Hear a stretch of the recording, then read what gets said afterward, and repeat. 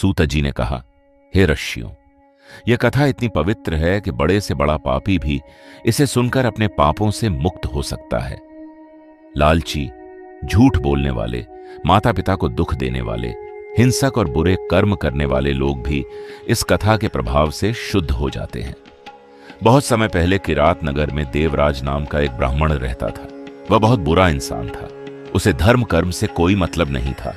वह पूजा पाठ नहीं करता था और गलत तरीकों से धन कमाता था। एक दिन वह तालाब पर गया। वहां उसकी मुलाकात शोभावती नाम की एक वेश्या से हुई। दोनों एक दूसरे को पसंद करने लगे और साथ रहने लगे। देवराज के माता पिता ने उसे कई बार समझाया, लेकिन उसने उनकी बात नहीं मानी।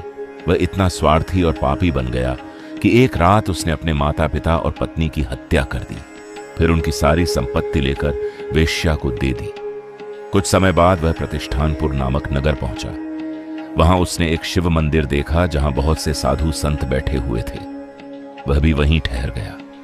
उसी दौरान उसने एक ब्राह्मण के मुख से भगवान शिव की पवित्र कथा सुनी। समय बीतने के बाद जब उसकी मृत्यु हुई तो यमदूत उसे पकड़कर यमलोक ले जाने लगे। तभी भगवान शिव के गण वहां पहुंच गए। उन्होंने यमदूतों को रोक दिया और देवराज को अपने साथ ले लिया।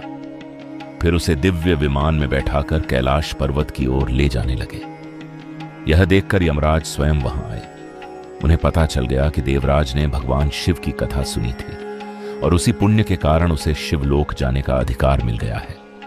शिवगण उसे भगवान शिव के पास ले गए। सूत जी ने कहा, हे मुनियों, भगवान शिव की कथा इतनी महान और पवित्र है कि उसके श्रवण मात्र से देवराज जैसा महापापी भी मुक्त हो गया।